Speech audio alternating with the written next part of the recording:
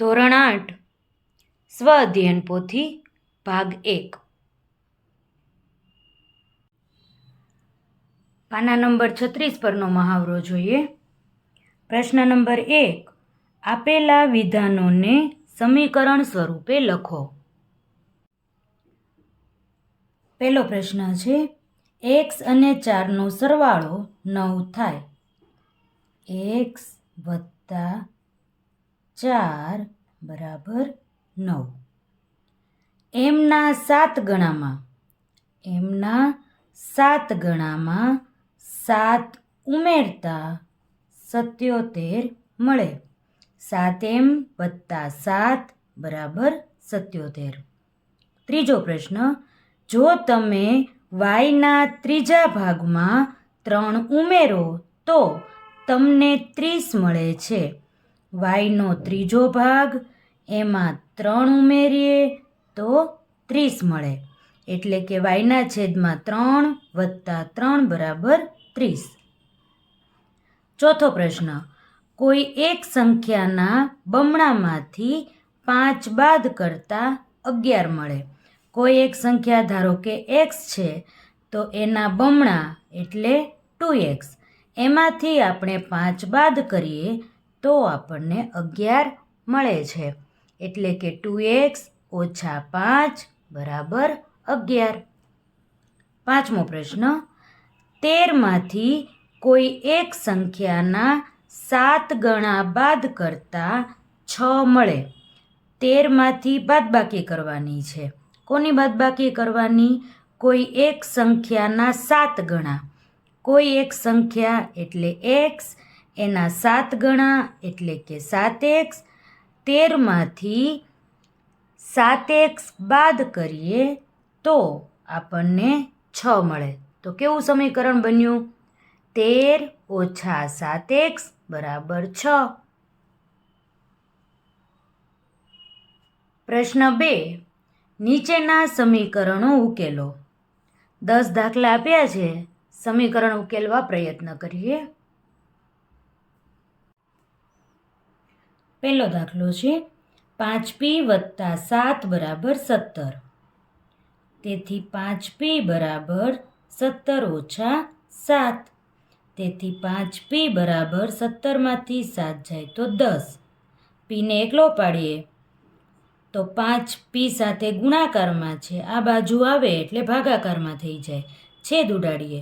5 દુ 10. તેથી p બરાબર 2. આ આપણો જવાબ. બીજું સમીકરણ છે, 2m વત્તા 6 બરાબર 0. તેથી 2m બરાબર 0 ઓછા 6. તેથી 2m બરાબર ઓછા 6. એમને એકલો પાડીએ તો ઓછા 6ના છેદમાં 2. છેદ ઉડાડીએ. 2 તેરી 6. તેથી m બરાબર -3. આ આપણો જવાબ. ત્રીજું સમીકરણ છે, 2x બરાબર 6. તેથી x બરાબર 6ના છેદમાં 2. 2 તેરી 6. તો x બરાબર 3. આ આપણો જવાબ. ચોથો દાખલો જોઈએ.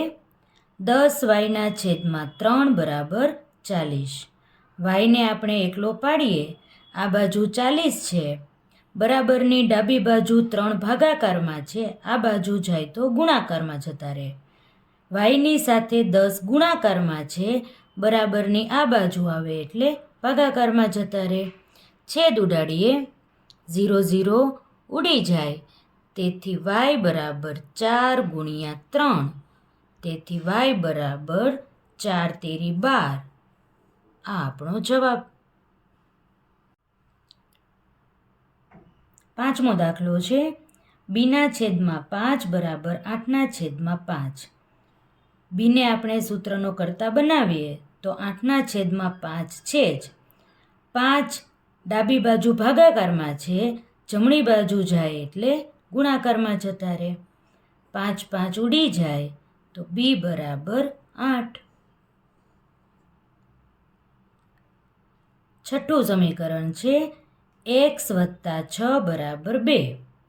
તેથી x બરાબર 2 ઓછા 6, તેથી x બરાબર -4.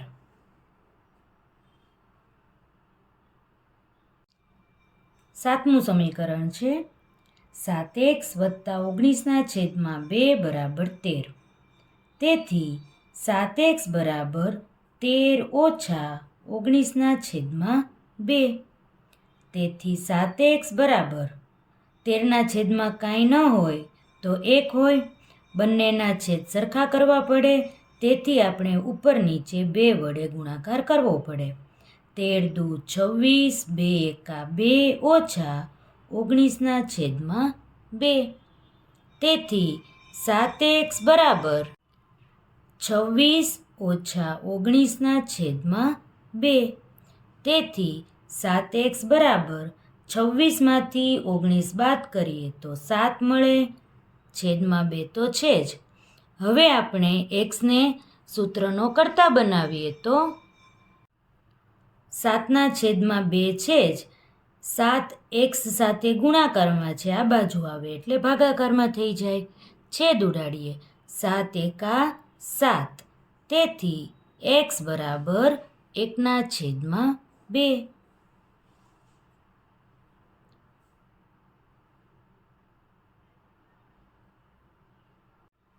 આઠમું સમીકરણ છે 3 ગુણ્યા y ઓછા 4 બરાબર 21.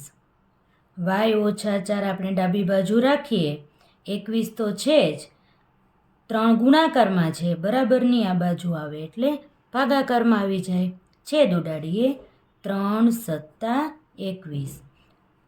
તો મળે આપણને y ઓછા 4 બરાબર 7. તેથી y બરાબર 7. ઓછા 4 આ બાજુ જાય એટલે +4. તેથી y બરાબર 7 + 4 કેટલા થશે?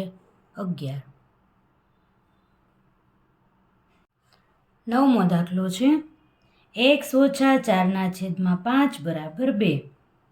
તેથી x બરાબર 2 + 4/5. 2 કાંઈ ન હોય એટલે 1 હોય.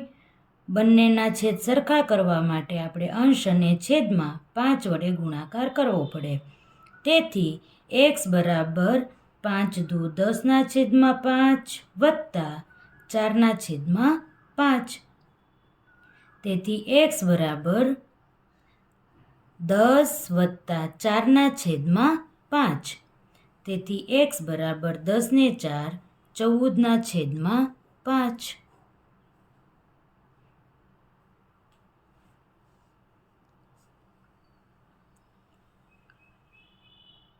10મો દાખલો 3/4 ઓછા y બરાબર -18. તેથી 3/4 વત્તા 18 બરાબર -y ઓલી બાજુ જાય એટલે +y. 18 કાંઈ નથી એટલે 1 કહેવાય. છેદ સરખા કરવા માટે અંશ અને છેદમાં 4 વડે આપણે ગુણાકાર કરવો પડે. તેથી 3/4 વત્તા 18 ચોક 72 છેદમાં 4 એકા 4 બરાબર y. તેથી હવે છેદ સરખો છે, તેથી એક વખત લખીએ અને અંશમાં આવશે 3 + 72 બરાબર y. તેથી 72 + 3 કેટલા થશે? 75/4 બરાબર y. તો આપણે લખીએ yની કિંમત આપણને કેટલી મળી? 75/4.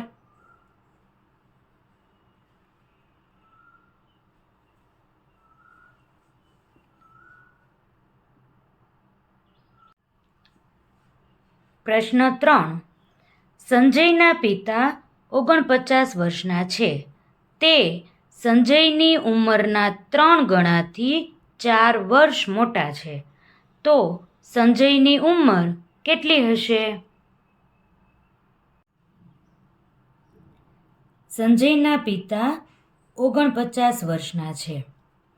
તે સંજયની ઉંમરના 3 ગણાથી 4 વર્ષ મોટા છે.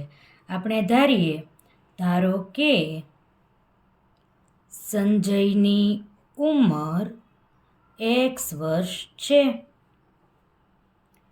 તો સંજયની ઉંમરના 3 ગણા એટલે કેટલા મળે? 3x. અને એનાથી પણ 4 વર્ષ મોટા એટલે +4 બરાબર પિતાની ઉંમર કેટલી કીધી છે? 49 વર્ષ એટલે લખીએ 49. કેવું સમીકરણ મળ્યું? 3x + 4 = 49. હવે સમીકરણ સોલ્વ કરીએ. 3x = 49 - 4. તેથી 3x = 49માંથી 4 જાય તો 45. તેથી x = 45/3. 15 તેરી 45.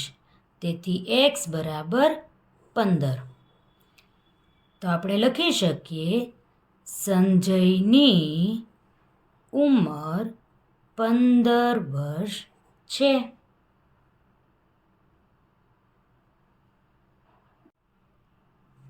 ચોથો પ્રશ્ન છે, કોઈ એક સંખ્યાના 3 ગણા અને 15નો સરવાળો 36 છે તો તે સંખ્યા શોધો. આપણે સંખ્યા ધારીએ. ધારો કે કોઈ એક સંખ્યા x છે તો કોઈ એક સંખ્યાના 3 ગણા એટલે 3x અને એમાં પાછા આપણે 15 ઉમેરીએ તો કઈ સંખ્યા મળે છે? 36. તો સમીકરણ મળ્યું આપણને 3x + 15 = 36. તેથી 3x = 36 - 15. તેથી 3x = 36માંથી 15 બાદ કરીએ તો મળે 21. તેથી x = 21/3. 3 + 21. તો xની કિંમત કેટલી મળી? 7. તો તે સંખ્યા 7 હશે.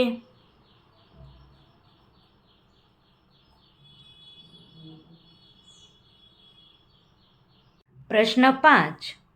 કોઈ સંખ્યાના 2 ગણામાંથી 11 બાદ કર્યા તો પરિણામ 15 મળ્યું તો તે સંખ્યા શોધો. આપણે સંખ્યા ધારીએ. ધારો કે તે સંખ્યા x છે તો xના 2 ગણા એટલે 2x. એમાંથી 11 બાદ કર્યા તેથી 2x - 11. તો પરિણામ કેટલું મળ્યું? 15.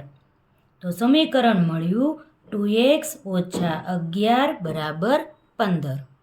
તેથી 2x = 15 + 11. તેથી 2x = 26. તેથી x = 26/2. 13 દુ 26. તેથી x = 13. તો આપણે લખી શકીએ તે સંખ્યા 13 હશે.